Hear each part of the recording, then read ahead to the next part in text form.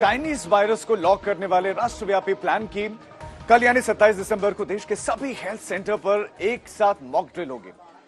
Chinese virus को हराने के इंतजामों का लाइव टेस्ट होगा। अगर टेस्ट में पास हुए तो देश में लॉकडाउन की नौबत नहीं आएगी और अगर फेल हुए तो लॉकडाउन की संभावनाओं से इनकार नहीं किया जा सकता। चाइनीज वायरस को लेकर देश में लॉकडाउन का चांस कितना है, कितने प्रतिशत है, हम आपको डिटेल रिपोर्ट के जरिए समझाएंगे, बताएंगे। साथ ही आपको बताएंगे नरेंद्र मोदी ऐसा क्या कर रहे हैं जिससे देश में दोबारा लॉकडाउन की नौबत ना आए।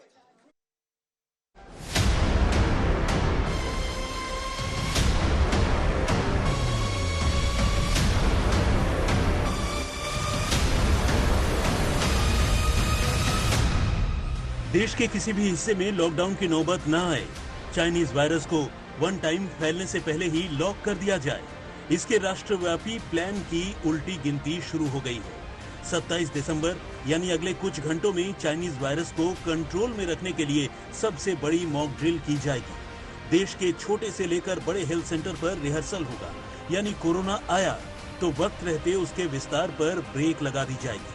पूरा आइडिया प्रधानमंत्री नरेंद्र मोदी का है। मतलब ये कि लॉकडाउन न लगे, इसके लिए Modi and company full action में है। आपको क्या करना है? प्रधानमंत्री ने देशवासियों के नाम अपने मैसेज में क्लियर कट बता दिया है। अगर आप नहीं माने तो लॉकडाउन के दिन लौट आए। सबसे पहले मोदी का मैसेज आपको सुनवाते हैं। पर्वों को, इन अवसरों का खूब आनंद लीजिए, लेकिन थोड़ा सतर्क भी रहिए। आप भी देख रहे हैं कि दुनिया के कई देशों में कोरोना बढ़ रहा है, इसलिए हमें मास्क और हाथ धुलने जैसी सावधानियों का और ज्यादा ध्यान रखना है। हम सावधान रहेंगे तो सुरक्षित भी रहेंगे। मोदी ने समझा दिया है कि सावधानी क्यों जरूरी है। लॉकडाउन तक बात न पहुंचे, वक्त रहते चाइनीज वायरस को बेदम किया जाए, इसके लिए मोदी ने राष्ट्रव्यापी ऑर्डर को लागू करवा दिया है।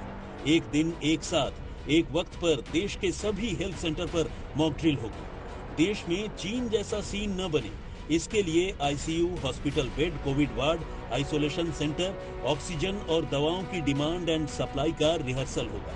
जहां जहां कमी पाई जाएगी वहां वहां चाइनीज वायरस के अटैक से पहले डिमांड के हिसाब से सप्लाई पूरी करवा दी जाएगी। देश में कोविड महामारी न फैले, उसके लिए हम अलर्ट मोड पर काम कर रहे हैं।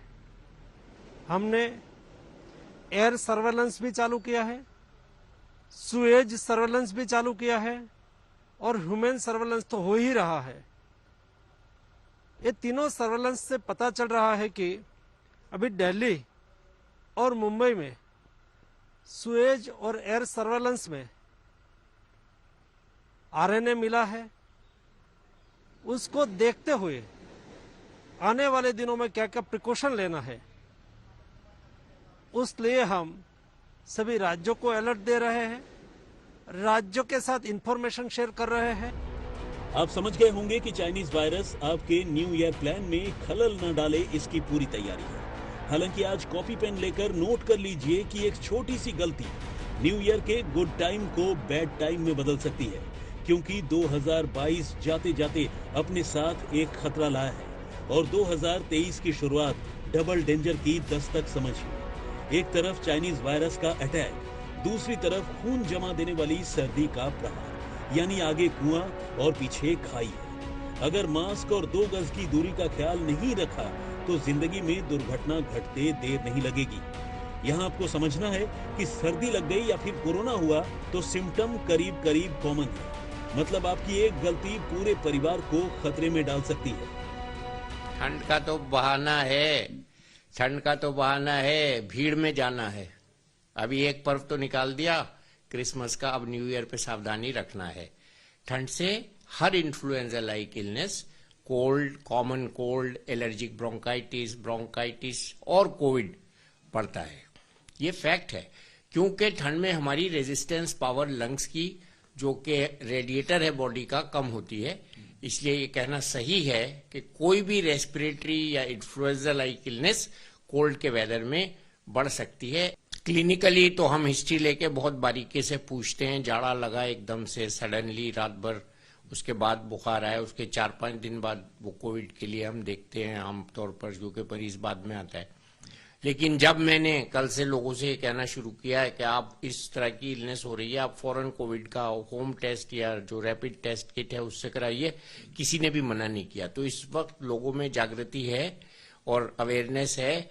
लोग जैसे ही चाहते हैं कि हम कोविड से बचें तो उनको जाकर घर पर एक सेल्फ टेस्ट मॉनिटरिंग किट से देख लेना चाहिए, और जरा भी वो डाउटफुली पॉजिटिव आ रहा है तो फौरन जाकर अपना RT-PCR कराना चाहिए। आज तक ब्यूरो।